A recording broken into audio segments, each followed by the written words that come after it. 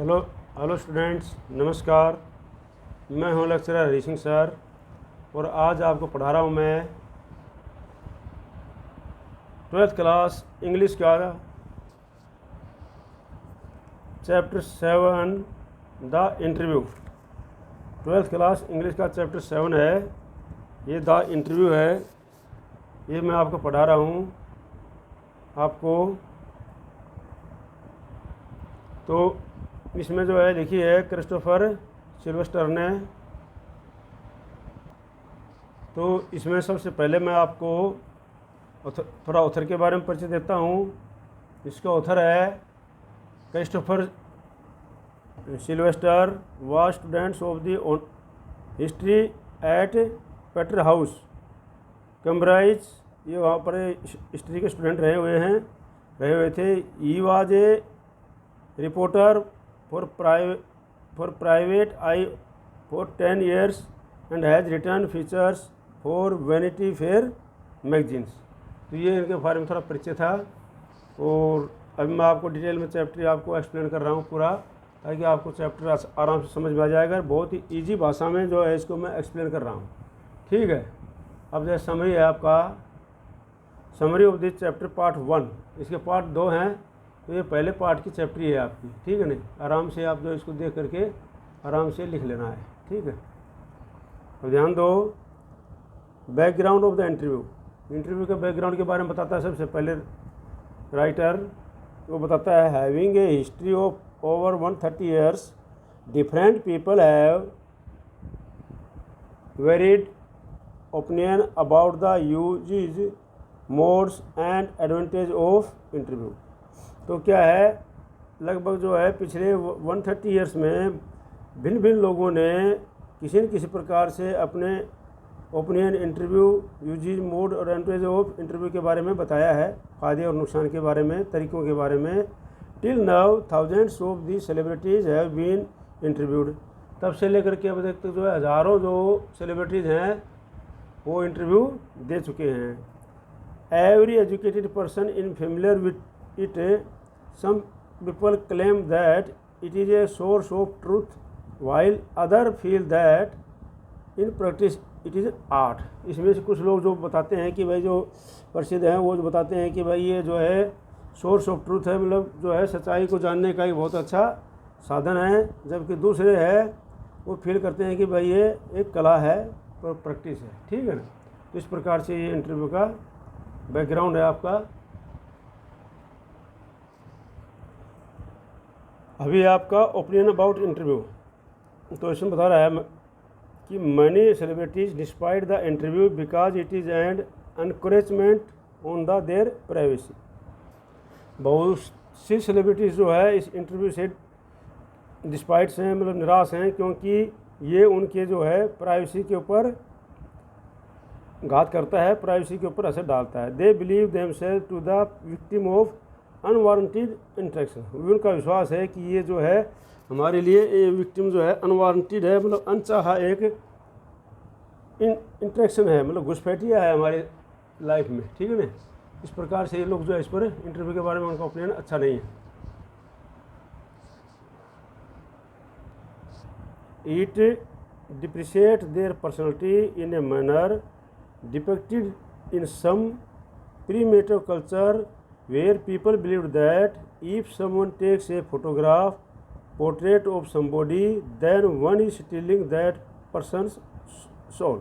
अब क्या है, ये जो है अब किसी की ये बताता है कि depress there personality in a manner, यह उसी ढंग से क्या है किसी की पर्सनैलिटी को प्रभावित करता है, क्योंकि प्रिमिटिव कल्चर में जैसे बताया गया है, जो हमारे पुराने प्रारंभिक जो कल्चर हैं सभ्यता है, उसमें लोग विश्वास करते हैं कि अगर समवन कोई किसी के अगर फोटोग्राफ लेता है तो वो उसकी आत्मा को चुराने के जैसा होता है। तो ये हमारे पुराने कल्चर में ऐसा बताया गया है, ठीक है। अगला है V S Naipaul is of the opinion that interviews injure people as they loss a part of themselves. V S Naipaul जो है उनका ओपिनियन है, उनका विचार है कि दृष्टिकोण है कि इंटरव्यू जो है उनको इंजर्ड करता है, घायल करता है। People as they loss their part of themselves, और अपने अपना कुछ न कुछ हिस्सा जो है अपना वो खो देते हैं। Lewis Carroll the creator of Alice in Wordsworth was said to have a just horror of the interview and never consented on an interview। वो क्या है जो था Lewis Carroll the creator of Alice and Wonderland, जो इनका कहना था कि जो इंटरव्यू जो है उनके लिए बहुत जैसे हरड़ भय आतंक जैसा है और वो कभी भी इंटरव्यू देना नहीं चाहते हैं, ठीक है ना।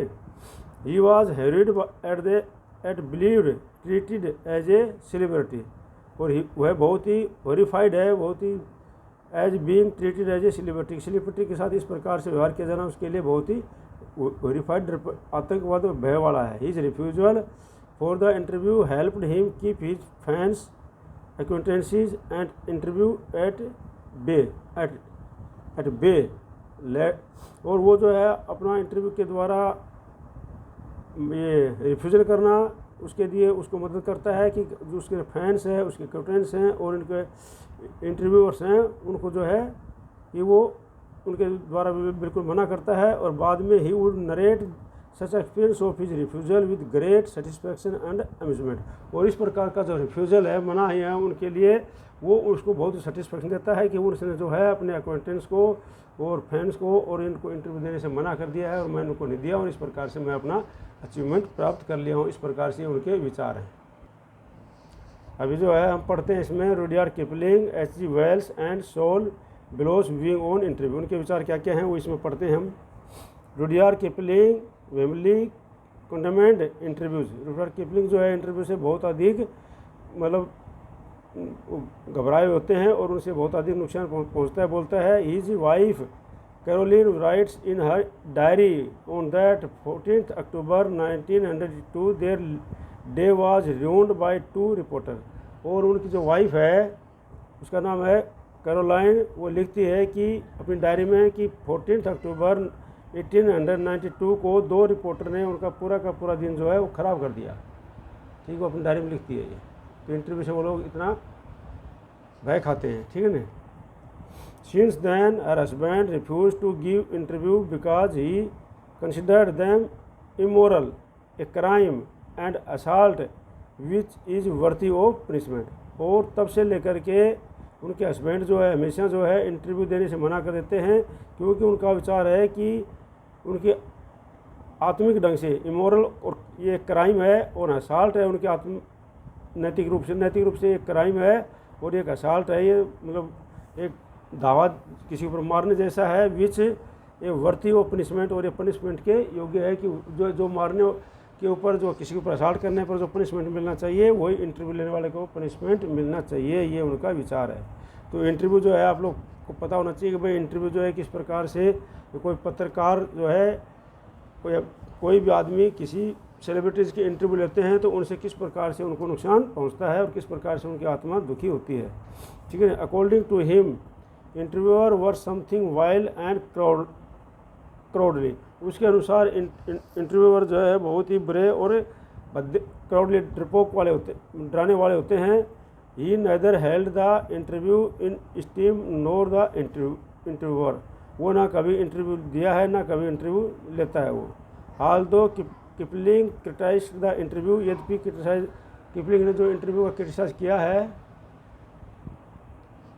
हाल दो Kipling criticized the interview, he had himself interviewed Mark Twain only a few years before this tirade against interview, लेकिन फिर भी उसने जो है यद्यपि उसने इंटरव्यू का क्या है लेकिन उसने भी कभी ही हैड हिमसेल्फ इंटरव्यू, उसने भी इंटरव्यू लिया है mark Twain only few years, कुछ साल के लिए बिफोर पहले दिस tirade अगेंस्ट इंटरव्यूज, इस इंटरव्यू के बताने से पहले कुछ साल पहले उसने भी इंटरव्यू लिया है।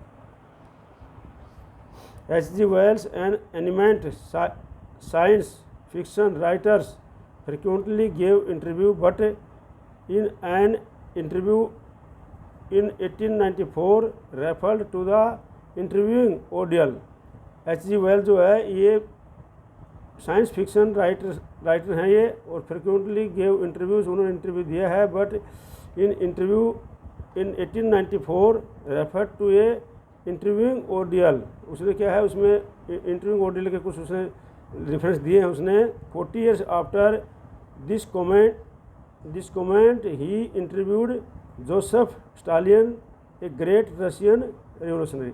और उसके 40 साल के बाद में उन्होंने जो है जोसेफ स्टालिन के जो ग्रेट रशियन रिवोल्यूशनरी थे उनका इंटरव्यू उन्होंने लिया था। ठीक है। Saul below felt that interview created so much tension and pressure that he felt suffocated. Saul ये जो है बिलो महसूस किया जाता है कि इंटरव्यूअर्स जो है बहुत तरीके से इसमें इंटरव्यू देने से वो टेंशन में रहते हैं और प्रेशर में रहते हैं। दैट ही फेल्ट सफोकेटेड, जैसे उनके दम घुटने जैसा उनको महसूस होता है। He describe interview is a thumb print on his windpipe. और वो बता रहे हैं कि इंटरव्यू जो है उनके विंड पाइप मतलब एक सांस की नली के ऊपर अंगूठा लगाने जैसा है, थंब प्रिंट लगाने जैसा है, इस प्रकार से है। Summing of the genre of interviewers. अब इंटरव्यूअर्स का जो मैं आइडिया क्या है वो हमको समिट कर देते हैं आपको। डिस्पाइट इस डिसएडवांटेज के बावजूद the interview is an excellent medium of communication. ये सारा के सारे कमियों के बावजूद इंटरव्यू क्या है, एक बहुत ही अच्छा कम्युनिकेशन का साधन है। Denis Brian gives an exalted position of the interviewer because of his power and influence over the interview. क्योंकि डेनिस ब्रेन जो है वो एक बहुत ही ऊंची पोजीशन दर्शाते हैं इंटरव्यू लेने वाले की, क्योंकि उसके पास पावर है और इन्फ्लुएंस है उसके बाद इंटरव्यू के ऊपर। He terms the interview as an express medium. और ये है इंटरव्यू जो एक्सप्रेशन का एक साधन है, ठीक है ना, माध्यम है। ठीक है, ये था पार्ट वन मैंने आपको पढ़ा दिया है। अब आता हूँ पार्ट 2 में। तो ये समझिए आप जो है अच्छी तरह से याद कर लेना। जिस बच्चे ने इस चैनल को सब्सक्राइब नहीं किया है उसको सब्सक्राइब कर लो और इसको शेयर करना और लाइक करना मत भूलना। ठीक है, अगला है part 2।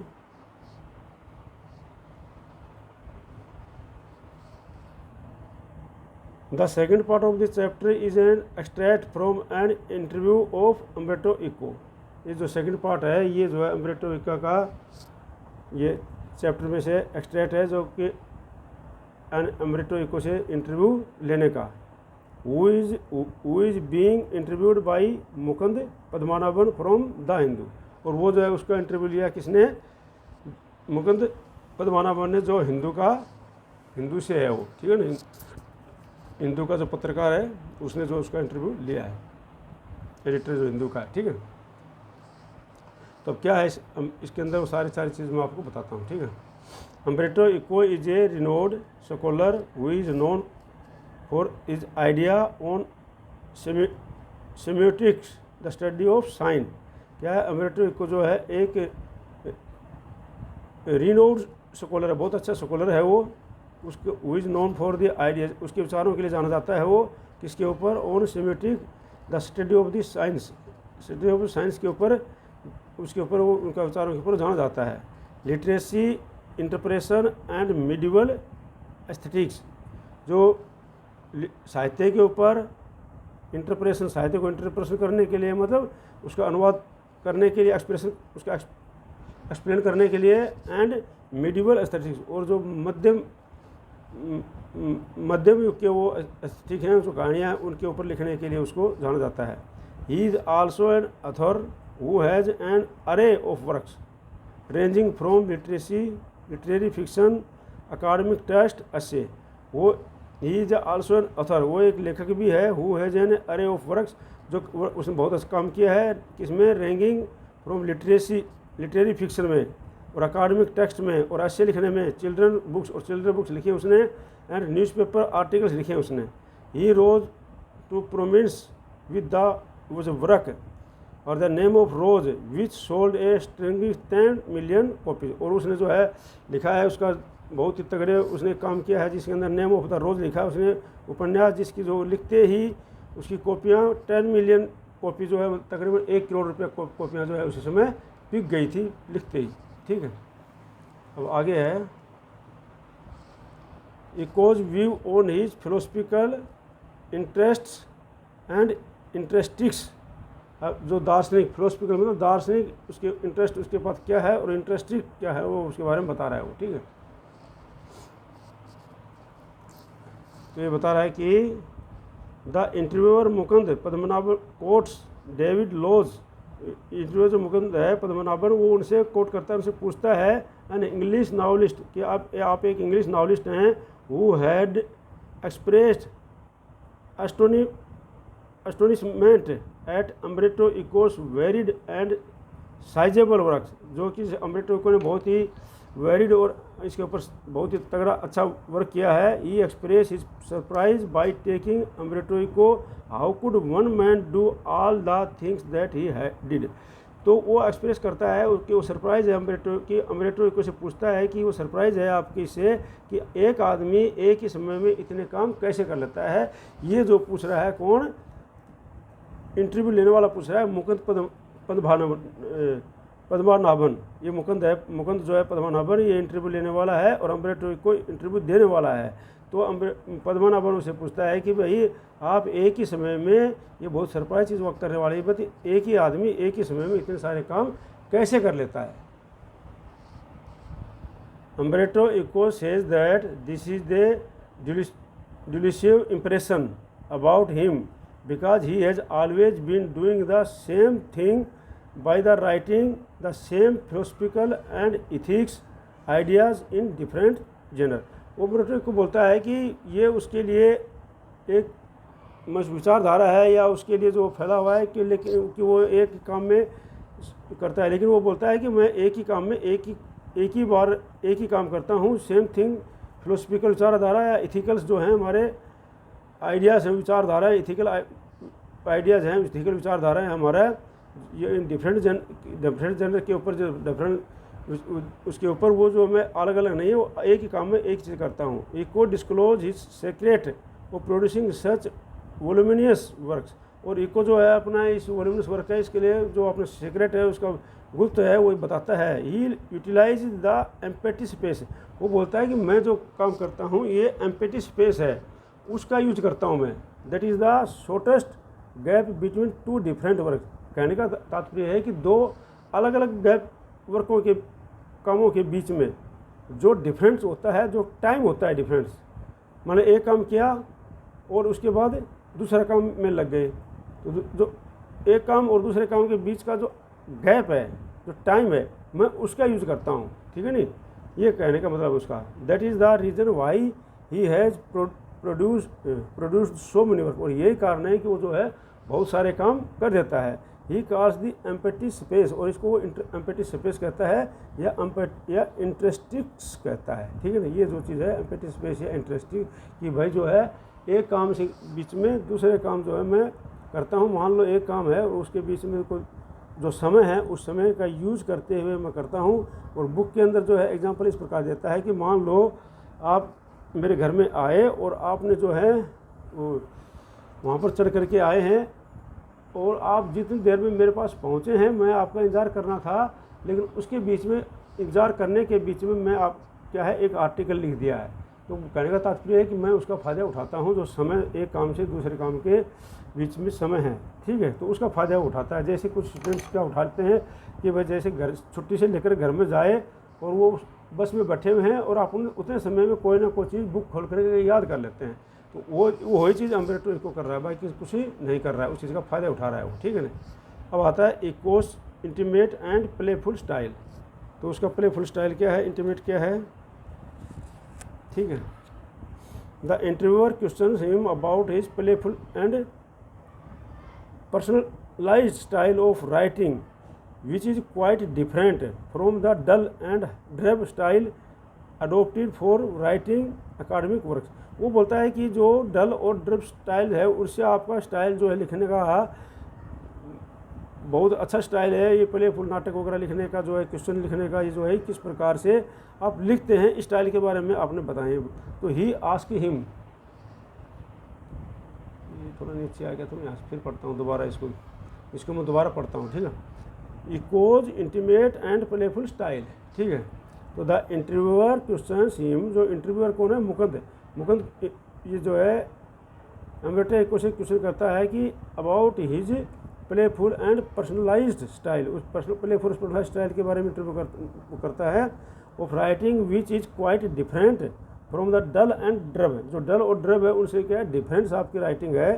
Style adopted for writing academic works, जो अकाडमिक वर्क्स को पढ़ाने के लिए। He ask him if this comes naturally to him और whether he has to make a conscious effort to develop his style. तो वह उससे पूछता है कि ये क्या ये यदि उसके ऊपर से नेचुरली है या whether he has to come to conscious effort, क्या डेवलप स्टाइल को डेवलप करने के लिए ये उसकी जो राइटिंग स्टाइल है ये क्या उसकी नेचुरली है या अपने काफ़ी प्रयास के बाद में उसको इसको डेवलप करता है, ये पूछता है अम्ब्रेटो इको से। ठीक है ना। At this Umberto Eco replies that he learned his style of writing when he was 22 years old.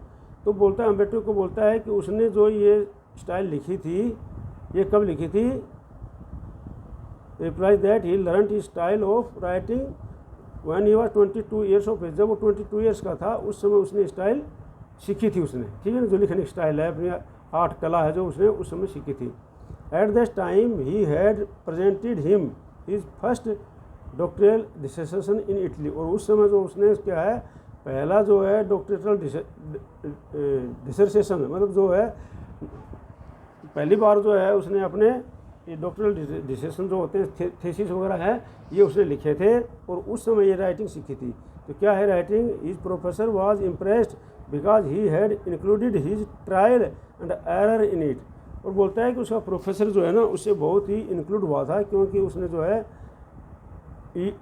Professor जो उसका इस स्टाइल से बहुत ही इम्प्रेस्ड हुए थे वो, क्योंकि because he had included his trial and errors in it, क्योंकि उसने जो है इसके ट्रायल किए थे एरर की थी वो सारे के सारे इन थेसिस के अंदर मतलब वो कर दी थी।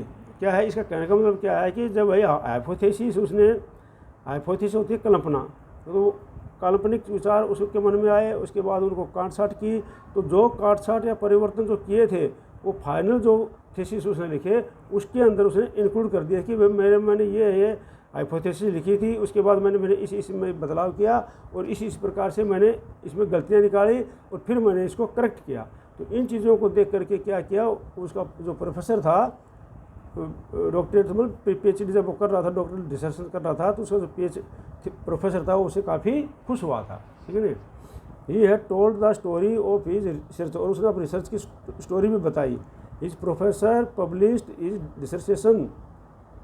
Dissertation as a book which was his way of complimentary his students, और उसे प्रोफेसर ने उसके डिसर्टेशन तो थे जो थीसिस थे वो एक बुक के रूप में पब्लिश करवा दिए। ठीक है ना, जब वो स्टूडेंट था इसके वो। ठीक है ना। Eco understood that he had to adopt the narrative style in his works also, और इको जो समझाता है कि भाई जो उसके जो है उसने अपने जो लिखने की स्टाइल किया है वो नरेटिव वर्णनात्मक स्टाइल को जो है वो लिखता है और अपने काम में वो लिखता है। This led him to become a novelist at the ripe age of 50, और इस प्रकार से उसको ने जो है 50 के साल में वो एक बड़ा 50 साल में वो क्या एक नॉवलिस्ट बन गया था। ठीक है ना। तो ये स्टाइल से लिखने के स्टाइल के बारे में बता रहा है इसमें। ठीक है। आगे है at this stage Umberto Eco remembers his friend, और इस स्टेज पर अम्ब्रेटो इको क्या है अपने दोस्तों को याद करता है। वो Roland Barthes as assist who died frustrated because he could not fulfil his wish. क्या है रोल्ड बर्थिस था जो असेस्ट था जो मर गया फ्रस्ट्रेट होकर के, डाइड फ्रस्ट्रेटेड मर गया वो फ्रस्ट्रेटेड होकर मतलब क्योंकि बिकॉज वो अपनी इच्छा जो पूरे नहीं कर पाया था। Fulfil his wish of being a creative writer, के एक अच्छे राइटर बनने के इच्छाएँ पूरी नहीं कर पाया था इसलिए फ्रस्ट्रेट होकर के मर गया। ठीक है ना। Umberto says that he never felt his frustration, लेकिन वो बोलता है कभी फ्रस्ट्रेशन महसूस नहीं करता। फ्रस्ट्रेशन मतलब उदासीनता। ठीक है ना, महसूस नहीं करता है वो। As even his essays had a narrative aspect to him, यहाँ की जो उसके एसे हैं वो भी नरेटिव एस्पेक्ट उसे रखते हैं। He says that he started writing novel by accident, और बोलता है कि मैंने अचानक ही नावल लिखना शुरू कर दिया था। On the day when he had nothing to do, जब उसके पास कुछ काम करने के लिए नहीं था तो एक दिन उसने क्या है नावल लिखना शुरू कर दिया। They catered to his taste for narration, और ये उसके नरेशन के लिए अच्छी तरह से उसने नरेशन कर पाया, और इसके लिए उसको अच्छी तरह से उस नावल लिखने का रुचि पैदा हो गया उसमें, ठीक है नहीं।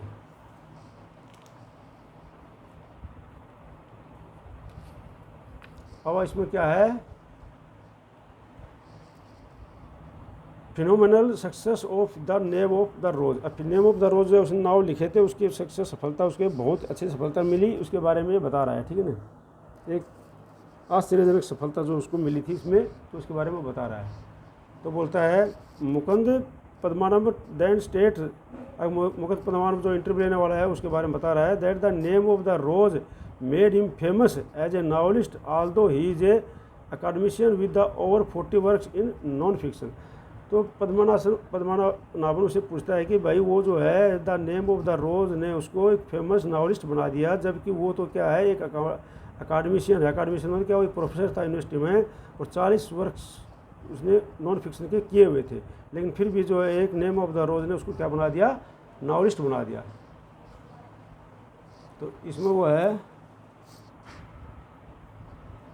Most people know Umberto Eco as a novelist but this does not place him please him.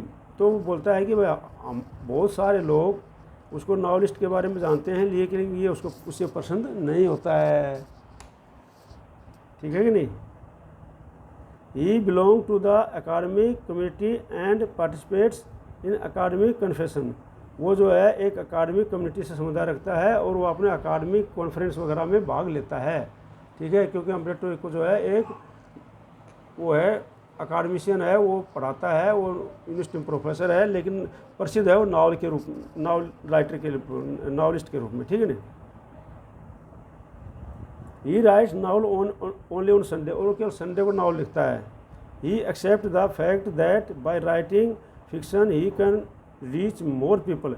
वो इस चीज़ को एक्सेप्ट करता है कि उसकी राइटिंग फिक्शन के द्वारा वो जो है बहुत लोगों के साथ में पहुँच है उसकी, बहुत लोग उसको जानते हैं राइटिंग फिक्शन द्वारा। He says I can not accept to have 1 million readers with sub on सेमिटोस।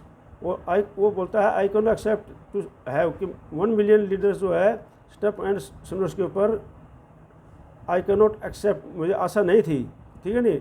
Mukund the interviewer ask him if he is surprised bye the strategic success of the novel the name of रोज। तो बोलता क्या उसकी जो एकदम से इतनी surprise, क्या उसको सरप्राइज हुई थी जब उसको इतनी हुक सफलता, बड़ी सफलता जो है नेम ऑफ द रोज में मिली थी। क्योंकि नेम ऑफ द रोज जो नावल था वो लिखते ही उसकी 10 मिलियन कॉपी, जो 1 करोड़ कॉपियाँ उसकी बिक गई थी। इस प्रकार से वो उसके बारे में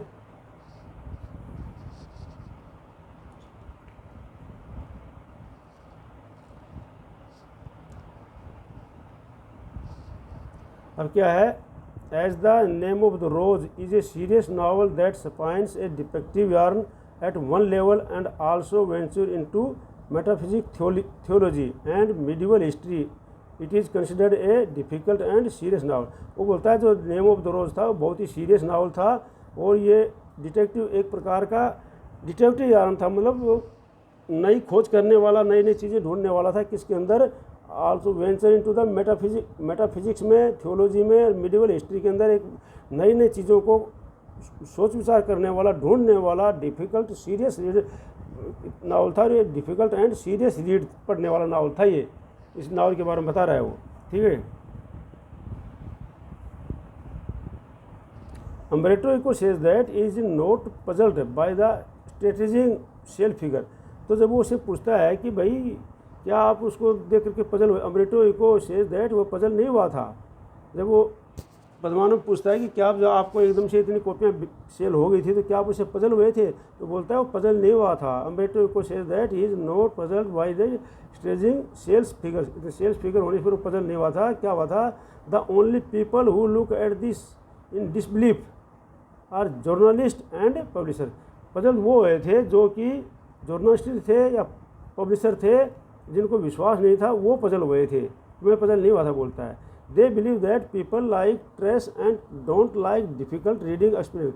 उनका विश्वास था कि लोग जो है इस प्रकार की वो डिफ़िकल्ट और रीडिंग और ट्रेस करना नहीं चाहते हैं, वो नहीं खोजना चाहते हैं, तो the people who bought his books are readers who do not want this experience. लेकिन जो मेरे जो पाठक थे, पुस्तक को खरीदने वाले थे, वो इजी राइटिंग पढ़ने वाले नहीं चाहते थे। इजी राइटिंग मतलब आसान आसान कोई चीज़ें, कोई कहानियाँ, कोई स्टोरी, वो तो क्या है डीपली गहराई वाली पुस्तकें पढ़ना चाहते थे। और मैंने ये नावल बहुत ही डीपली गहराई वाली लिखा था इसके ऊपर, इसलिए उस नावल की कॉपियाँ इतनी बिक गई थी, बोलता है, ठीक है नहीं।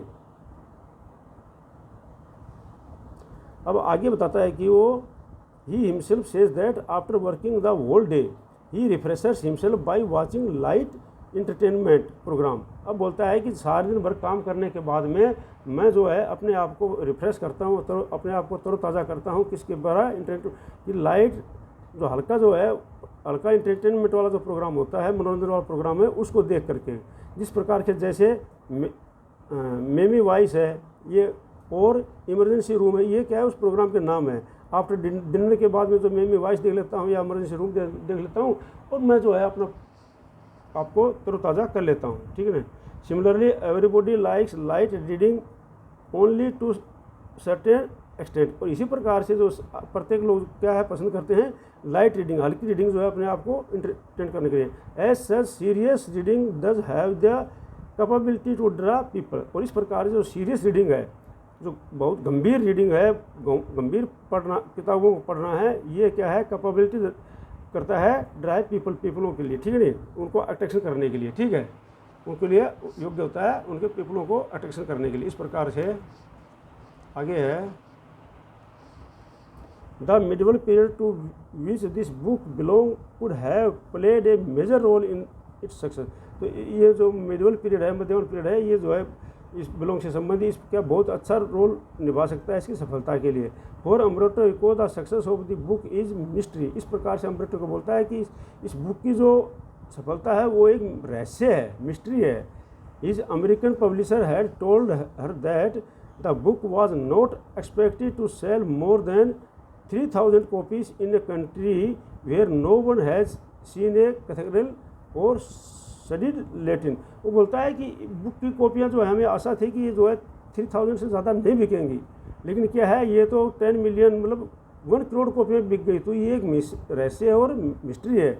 If he had written in 10 years earlier और 10 years later it might not have been such a remarkable success. वो बोलता है अगर यही नावल उसने 10 साल पहले या 10 साल बाद लिखा होता तो शायद इतनी सफलता उसको नहीं मिली होती, क्योंकि ये समय के प्रभाव है। उस समय इसके अंदर जो है कंट्री के अंदर इसकी मांग थी, ठीक है नहीं, स्टडीड लैटिन के अंदर। तो इस प्रकार से कापियाँ उस समय बिक गई। तो ये समरी मैंने आपको अच्छी तरह अभी समझा दी है, पूरा चैप्टर मैंने पहले पढ़ा दिया था।